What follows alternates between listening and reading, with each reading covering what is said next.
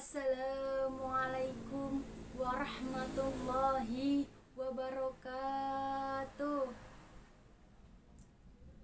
Alhamdulillahirabbil alamin wa bihi nasta'in wala umur dunya waddin wassalatu wassalamu ala asrofil anbiya'i wal mursalin wa ala alihi wa sahbihi ajma'in, amma ba'd. Yang terhormat Dekan Fakultas Dakwah dan Komunikasi UIN Wali Songo Semarang, yang terhormat Ketua Jurusan Bimbingan Penyuluhan Islam Fakultas Dakwah dan Komunikasi UIN Wali Songo Semarang, yang terhormat Dewan Pembimbing Lapangan PPL Mayor Kelompok 12, dan saudara-saudari yang saya sayangi dan saya cintai dimanapun kalian berada. Sebagai makhluk yang beriman, marilah pertama-tama kita panjatkan puji syukur kehadirat Allah Subhanahu wa Ta'ala yang mana telah melimpahkan taufik, rahmat, serta hidayahnya kepada kita semua sehingga kita bisa berada pada titik sekarang ini. Salawat serta salam semoga tetap tercurahkan kepada Nabi kita, Nabi Agung, Nabi Muhammad SAW, yang telah membawa kita dari zaman kegelapan menuju zaman yang terang benderang ini. Semoga kita mendapatkan syafaatnya di yaumil akhir nanti. Amin amin ya rabbal alamin. Hadirin yang dirahmati Allah Subhanahu wa Ta'ala, Allah melimpahkan rezeki setiap makhluknya tanpa terkecuali, baik makhluknya yang beriman maupun yang tidak beriman, baik yang diberikan dalam porsi banyak maupun yang diberikan dalam porsi sedikit. Namun, rezeki tidak selalu berkaitan dengan harta dan benda. Rezeki bisa kita peroleh melalui nikmat sehat, baik lahir maupun batin. Nikmat diberikan orang-orang baik di sekeliling kita. Nikmat diberikan peluang dan kesempatan, bahkan kejutan yang tidak terduga oleh Allah Subhanahu wa Ta'ala itu merupakan bagian dari rezeki. Dalam sejarah manusia terdapat orang yang sangat kaya raya pada zaman Nabi Musa alaihissalam. Siapakah dia? Dialah Qarun. Qarun adalah seorang lelaki yang sangat mahir kitab Taurat dan dia sangat pandai dalam berbisnis. Qarun merupakan sepupu dari Nabi Musa alaihissalam.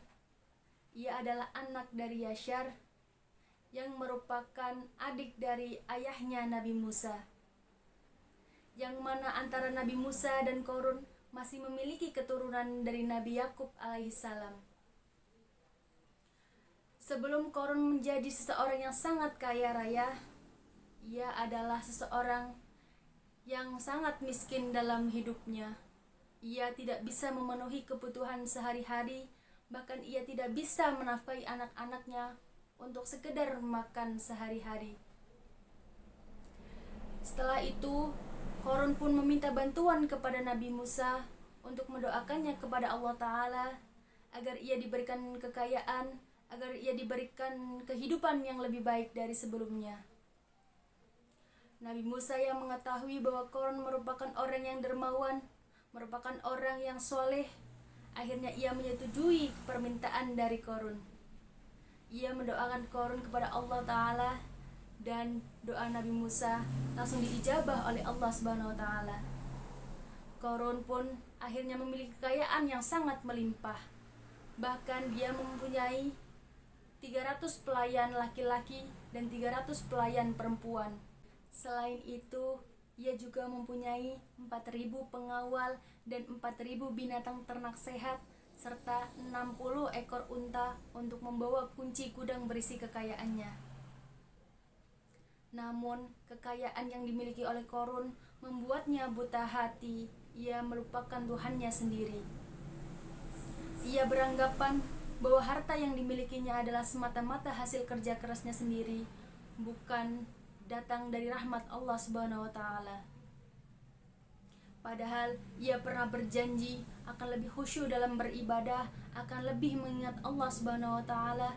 Namun janjinya ia ingkari. Allah telah memberikan kesempatan kepada Qarun melalui peringatan dari Nabi Musa alaihissalam dan peringatan dari orang-orang terdekat Qarun. Namun himbauan itu tidak ia indahkan, tidak ia dengarkan, ia tetap sombong dan kikir.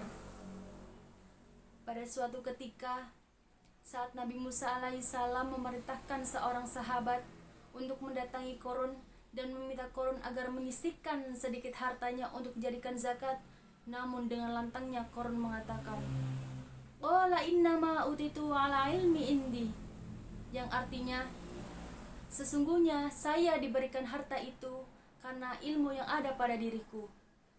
Selain durhaka kepada Allah Ta'ala, ia juga mengkhianati Nabi Musa dengan meninggalkan ajaran tauhid yang dibawa oleh Nabi Musa alaihissalam.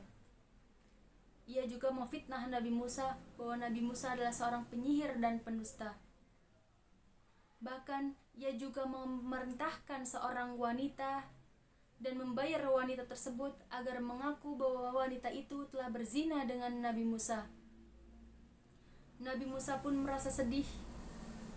Ia memohon doa kepada Allah Ta'ala agar diberikan petunjuk, agar diberikan kebenaran yang sesungguhnya. Dan wanita itu lidahnya merasa keluh dan mengatakan hal yang sejujurnya. Gagal memfitnah Nabi Musa, ia pun mengajak Nabi Musa untuk berdoa bersama. Ia mengatakan, barang siapa yang doanya dikabulkan, berarti ia yang paling benar dan wajib diikuti. Qarun pun berdoa, "Wahai dewa, musnahkan Nabi Musa sekarang juga." Namun kenyataannya, Nabi Musa tidak meninggal. Ia tetap hidup di hadapan Qarun. Dan Nabi Musa pun berdoa kepada Allah Ta'ala, "Wahai Allah Ta'ala, musnahkan Qarun beserta harta kekayaannya ke dalam bumi." Dan bumi berguncang sangat hebat dan kemudian membelah menjadi dua. Setelah itu, Qarun beserta kekayaannya masuk ke dalam bumi itu, tenggelam beserta isinya. Hadirin yang dirahmati oleh Allah Subhanahu wa Ta'ala, dari kisah ini kita bisa mengambil pelajaran bahwa segala sesuatu yang ada di dunia ini merupakan hal yang fana, dan kekayaan yang kita miliki merupakan titipan dari Allah Subhanahu wa Ta'ala yang mana suatu saat bisa kembali lagi kepada Allah Ta'ala. Jangan sampai membuat hati kita menjadi gelap dan tersesat dari ajaran Allah Subhanahu wa Ta'ala. Dan dari kisah ini kita juga bisa memetik pelajaran bahwa keimanan harus tetap kita jaga, jangan sampai ia hancur dan rusak, yang bisa berakibat akan terbaliknya arah kekafiran kepada diri kita sendiri. Nauzubillah. Manusia memang seringkali melampaui batas, apalagi tatkala dirinya merasa berkecukupan, seperti dijelaskan dalam surat Al-Alaq ayat 6-7 yang berbunyi, A'udzu billahi minasyaitonir rajim. Bismillahirrahmanirrahim.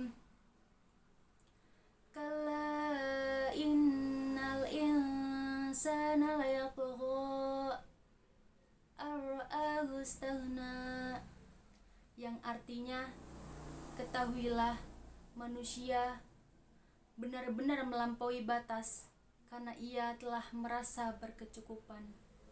Sebelum kita akhiri, marilah kita membaca sholawat bersama agar kita tetap senantiasa menjadi umat Nabi Muhammad SAW yang beriman. Ahmad ya Habibi, Habibi, Habibi salam, Habibi salam alaika, Habibi. Ahmad ya Habibi, Habibi, Habibi salam, Habibi salam alaika, Habibi. Demikianlah yang bisa saya sampaikan. Semoga bermanfaat untuk kita semua. Saya mohon maaf apabila ada kekurangan dan kesalahan, karena kesempurnaan hanya milik Allah Subhanahu wa taala. Akhirul kalam, subhanakallahumma wa bihamdika asyhadu alla ilaha illa anta astaghfiruka wa atubu ilaik. Wallahul muwaffiq ila aqwamit thoriq. Wassalamualaikum warahmatullahi wabarakatuh.